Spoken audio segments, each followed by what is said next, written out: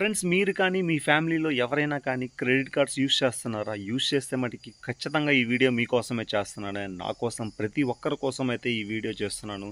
And ప్రతి ఒక్కరూ తెలుసుకోవాల్సిన విషయం అయితే ఇది. అండ్ రీసెంట్గా ఎస్బీఐకి సంబంధించిన క్రెడిట్ కార్డ్ స్కామ్ అయితే ఢిల్లీ గోర్గాంగ్ పోలీసులు అయితే ఎక్స్పోజ్ చేశారు.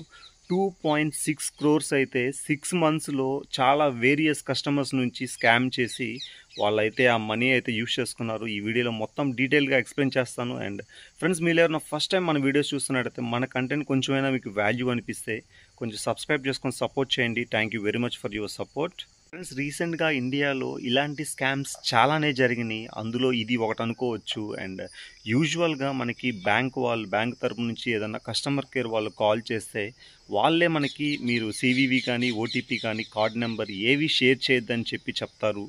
ఇది ప్రాసెస్ యాక్చువల్గా.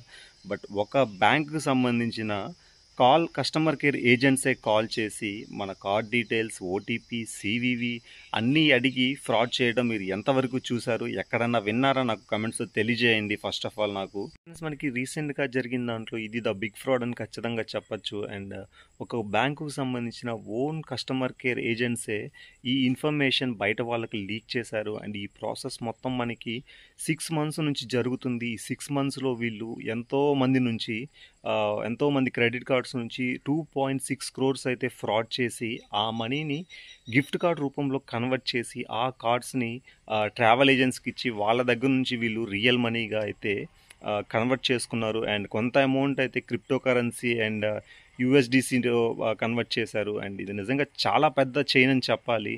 అండ్ ఫైనల్గా అయితే 6 మంత్స్ తర్వాత ఢిల్లీ గోర్గాంగ్ పోలీసులు అయితే 18 మందిని అరెస్ట్ చేశారు. అండ్ కొంతమంది కంప్లైంట్ ఇవ్వడం వల్ల అయితే ఈ సైబర్ క్రైమ్ వాళ్ళు బ్యాక్గ్రౌండ్లో వర్క్ చేసి ఈ ప్రాసెస్ అంతా చైన్ని బ్రేక్ చేసి పట్టుకున్నారు. అండ్ మనకి ఇప్పటి వరకు ఎంత అమౌంట్ అయితే రికవర్ అయిందో ఎగ్జాక్ట్గా వీళ్ళైతే అఫీషియల్గా అనౌన్స్ చేయలేదు. బట్ నాకు తెలిసినంత వరకు ఒకసారి మనీ అయితే మన దగ్గర నుంచి చేయి జారి బయటికి వెళ్ళాయంటే 95% మనకి అవి వచ్చే ఛాన్సెస్ చాలా అంటే చాలా తక్కువ ఫ్రెండ్స్. ఎందుకంటే మన ఈ రీసెంట్ టైమ్స్లో ఫ్రాడ్స్ చాలానే జరుగుతున్నాయి. అండ్ ఒకసారి ఫ్రాడ్ జరిగిందంటే మనం అప్రమత్తంగా లేకపోతే ఇలాంటివి ఇంకా ఖచ్చితంగా మన మనీ అయితే వచ్చే ఛాన్సెస్ చాలా అంటే చాలా తక్కువ. అండ్ చూడాలి నిజంగా.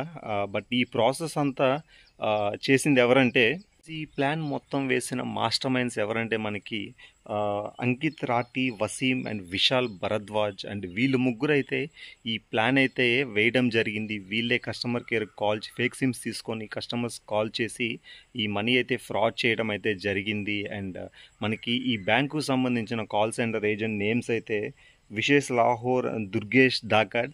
అండ్ వీళ్ళందరూ Goregaon and Maharashtra, Delhi and different ప్లేస్కి సంబంధించిన వాళ్ళు. అండ్ వీళ్ళందరూ ఎలా కలిశారో ఏంటి అని మనకు ప్రాపర్గా తెలియదు. కానీ మొత్తానికైతే వీళ్ళు మాస్టర్ మైండ్ ప్లాన్ అయితే వేసి మొత్తం 2.6 క్రోర్స్ వేరియస్ పీపుల్ అకౌంట్స్ నుంచి అయితే ఫ్రాడ్ చేసి యూజ్ చేసుకున్నారు. అండ్ నిజంగా ఇది చాలా అంటే చాలా బాధాకరమైన విషయం ఫ్రెండ్స్. మనం ఖచ్చితంగా చాలా జాగ్రత్తగా ఉండాలి. అండ్ రీసెంట్గా మన ఫ్రెండ్స్లో కానీ మన ఫ్యామిలీస్లో కానీ ఎవరైనా క్రెడిట్ కార్డ్స్ యూజ్ చేసే వాళ్ళు ఉంటే వాళ్ళని వాళ్ళకి తెలియకపోయినా మనం కొద్దిగా ఎడ్యుకేట్ చేయండి వాళ్ళని. అండ్ ఎందుకంటే మనం మనం కొంచెం జాగ్రత్తగా లేకపోతే ఇలాంటివి మళ్ళీ రిపీటెడ్గా జరుగుతూనే ఉంటే రేపు మనకు జరగచ్చు, నాకు జరగచ్చు, ఇంకా వేరే వాళ్ళకి మనకు తెలిసిన వాళ్ళకి కూడా జరగచ్చు.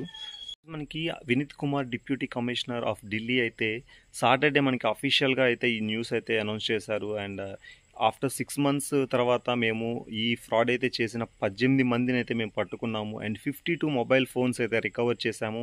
అండ్ కొన్ని సిమ్స్ అండ్ ఏదైతే బ్యాంక్ నుంచి డేటా అయితే వీళ్ళు చోరీ చేశారో ఆ డేటాని మొత్తం రికవర్ చేశామని చెప్పి అఫీషియల్గా అయితే డీటెయిల్స్ అయితే ఇచ్చారు. బట్ నిజంగా ఫ్రెండ్స్ ఒక ఓన్ బ్యాంకుకు సంబంధించిన కాల్ సెంటర్ ఏజెంట్సే ఈ సెన్సిటివ్ ఇన్ఫర్మేషన్ని బయట వాళ్ళకి పాస్ చేసి ఈ ఫ్రాడ్ అయితే చేయించారు. అండ్ నిజంగా ఇది ఖచ్చితంగా బ్యాంక్ ఒక లోపం అనే చెప్పాలి. ఎందుకంటే ఈవెన్ కస్టమర్ కేర్ ఏజెంట్స్ అయినా కానీ కస్టమర్ కంప్లీట్ డీటెయిల్స్ చూడడానికి ఛాన్స్ అయితే లేదు అంటిల్ కస్టమర్ అయితే ఆథెంటికేట్ చేస్తే తప్పించి. అండ్ రీసెంట్ టైమ్స్లో మనం చూస్తూనే ఉన్నాం ఆథెంటికేషన్ అనేది ఎంత ఇంపార్టెంట్ అనేది. బట్ నిజంగా ఇది బ్యాంకు వాళ్ళు ఖచ్చితంగా దీనికైతే సమాధానం చెప్పాలి.